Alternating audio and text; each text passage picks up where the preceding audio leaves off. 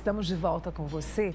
E é o seguinte, quando a gente vai tomar uma decisão, vem logo uma enxurrada de emoções, do medo, a tristeza ou então uma euforia enorme. E é sobre isso que eu vou conversar agora com a top coach Karina Kimi. Está aqui em Uberlândia, né? E veio ao Manhã Total conversar com a gente. Karina, obrigada por ter vindo. Seja bem-vinda. Obrigadíssimo por essa oportunidade também. E vai voltar sempre, eu tenho certeza. A gente toma decisões a todo momento, não é, Karina? Correto. E sempre vem essa enxurrada de emoções. Elas podem ajudar ou podem atrapalhar? Podem ajudar e podem atrapalhar. Em primeiro lugar, há um aspecto que eu penso que é importante para as pessoas, principalmente que estão em casa, não é? E muitas vezes é um conceito que se tem que nós tomamos decisões com base naquilo que nós pensamos que é certo ou errado. Isso quer dizer que é como se, não, eu vou refletir, eu vou pensar, eu não posso sair do trabalho porque eu tenho um bom salário, não, eu vou sair porque agora há algo que para mim é mais promissor. Então, todo mundo pensa, no geral, vamos dizer, naquilo que é o senso comum, que as nossas decisões são com base naquilo que é o raciocínio cognitivo, não é? Claro que a emoção também é uma espécie de raciocínio. Já dizia Joseph Ledoux, que é um neurocientista que trabalha muito com as emoções, e ele refere que muitas vezes a lógica emocional foi tida como negativa. Né? Então, geralmente a gente olha isso, eu tenho medo, eu tenho raiva, de repente eu estou no trânsito e alguém me corta e eu fico com raiva. Ou então vem aquele medo que eu tenho que mudar de trabalho e não sei se vai dar certo, então vem aquela barriga, angústia, né? Ali as borboletas na barriga, os intestinos virados, como eu digo, não é? Que a pessoa fica, o que eu vou fazer? Aquele medo, será que vai dar certo, será que não vai dar? Mas são as emoções, de acordo com a lógica delas, que nos levam às decisões. Por quê? Porque as emoções elas são muito mais rápidas e nós decidimos com base em milésimos de segundos. Depois é que vamos usar a nossa lógica para justificar por que decidimos isso. Então, por exemplo, se eu chego a um restaurante e eu gosto do restaurante, a primeira coisa que talvez para mim pode chamar a atenção é se eu me sinto confortável no restaurante, se eu fui bem atendido, se a comida me agradou. E aí, a partir daí, eu começo a selecionar um ou dois restaurantes que eu digo, esses são os meus restaurantes preferenciais. Claro que não é com uma base de lógica no sentido cognitivo, não é? Não, eu vou a este restaurante porque ele localiza-se melhor, porque ele tem um prato mais em conta, ou relação qualidade e preço. Não, é aquilo que me faz sentir bem, que eu tenho prazer em comer. Não é? E, a partir daí, eu tenho uma preferência. Isso acontece com restaurante, com casamento, com casa. Eu digo, claro que eu muitas vezes quero comprar um Ferrari, mas não tenho dinheiro no bolso para o Ferrari, não é? Então vou comprar outra marca, mais em conta. E vou me comportar como se estivesse a conduzir um Ferrari. Mas, né, vamos de acordo ali. É quase isso, né? Querer um Ferrari, mas tem um Fusca, né? Porque o dinheiro não chega. Não chega. Mas há uma preferência. E nós nos guiamos muito por essas preferências. Aquilo que eu tenho uma tendência, uma preferência em relação àquilo que eu não gosto. E assim também acontece com as pessoas.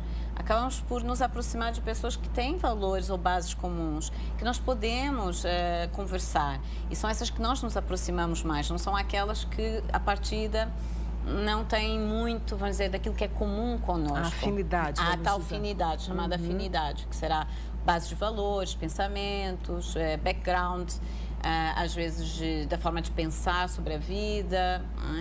Então, o que acontece é que a emoção está sempre jogando um papel todo dia na nossa vida. Como é que eu posso decidir? Eu estou aqui com essa pergunta. Como é que eu posso decidir de uma forma equilibrada? É possível emoção e razão ou não? Eu diria que se a decisão é baseada mais na emoção, é importante nós termos consciência das nossas emoções. E temos uma noção realmente do que se passa em nós. E claro, e aí vem a parte, vamos dizer, que a gente chama, entre aspas, cognitiva, porque no fundo o nosso cérebro funciona como um sistema, a emoção, como a chamada cognição, elas interagem, não é uma coisa separada da outra, não é?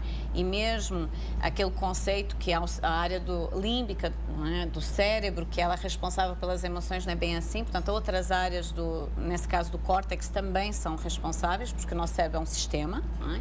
Então, obviamente que é importante pensar sobre, refletir, Mas a consciência, ela é um juntar de emoções com aquilo que é o conhecimento, com aquilo que eu penso, que eu analiso e reflito. Né? Porque não vale a pena eu analisar, e acontece às vezes, a pessoa diz, eu já tive, claro, clientes de várias situações e de vários tipos de função, e que me dizem assim, eu penso que não vou agora alterar de trabalho, ou que não vou para aquela empresa, não vou aceitar aquela proposta, porque nesta eu ganho melhor, nesta... Então, eles colocam várias razões pelas quais, cognitivamente, é melhor. Só que aí eu olho, eles falando aquelas razões todas estão totalmente frustrados, não é?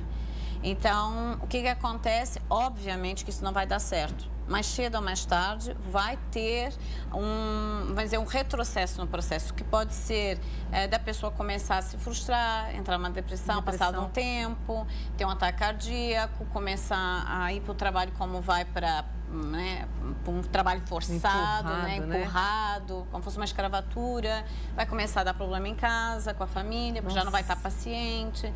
Então, muitas vezes, aquilo que parece melhor, se a pessoa não está satisfeita com isso, não vai ser no final. Então, aí está o papel da emoção.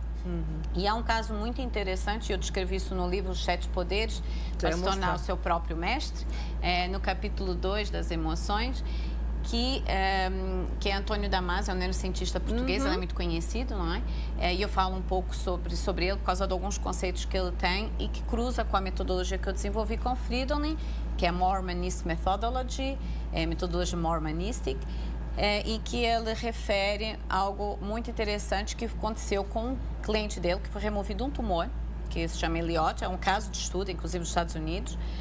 E o que aconteceu com esse cliente é que ele tem, portanto, ele na altura, foi feito vários testes, depois removeu o tumor e ver como é que ele voltaria a ser integrado na vida normal. Por quê? Porque foi removido uma parte daquilo que é, dentro da área do córtex, uma área orbitofrontal, Portanto, nosso córtex, esta parte aqui, foi removida uma parte.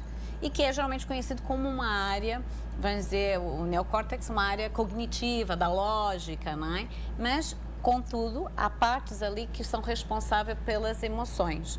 E essa parte especificamente, ela vai fazer a comunicação de tudo que sejam as chamadas emoções, segundo Damasio, viscerais. Ou seja, nossas vísceras, intestino, fígado, tudo que... E que nós sentimos quando temos o tal medo, a tal raiva, vem lá de dentro, não vem de fora, Uma pessoa passa mal do estômago quando está mal emocionalmente. E ele fazer essa comunicação. A partir do momento que houve essa remoção, o que aconteceu? Esse senhor, que eles avaliaram que tinha um QI acima da média, portanto, ele já tinha um QI alto, ele não foi capaz mais de tomar decisões. Nossa! Isso quer dizer o quê? Decisões tão simples quanto eu tenho um prato e outro. Ele demorava um dia inteiro sem saber se ia comer um prato ou outro de um cardápio.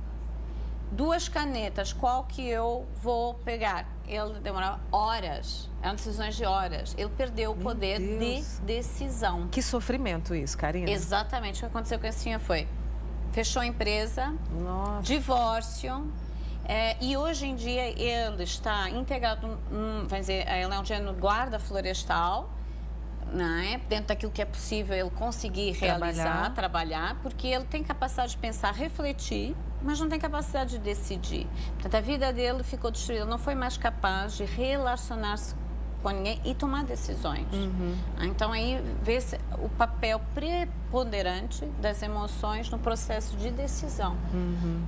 E aí, para a gente poder resumir, que infelizmente nosso tempo está acabando, é o autoconhecimento, eu cada vez mais conhecer a mim mesmo. Conhecer, claro, se puder procurar ajuda, às vezes um profissional que está de fora, que pode ajudar a desvendar, porque muitas vezes, eu já tive isso ao longo dos anos, em certificações mesmo até com profissionais, não se sabe o nome, às vezes, das emoções, identificar as emoções, porque é uma lista muito grande. Então, eu digo, às vezes a gente sabe mais nomes de palavrões do que emoções. Que delícia de papo com a Karina Kimmig, top coach, que está em Uberlândia, e que veio amanhã Total conversar com a gente. Vou te pedir, viu, Karina, quando voltar, espero que volte mais vezes. Sim, a gente conversa mais sobre muita coisa que eu tenho para falar. Muito obrigada, Mônica, adorei. Obrigada mesmo. Karina Kimmig com a gente hoje, top coach, é top, viu?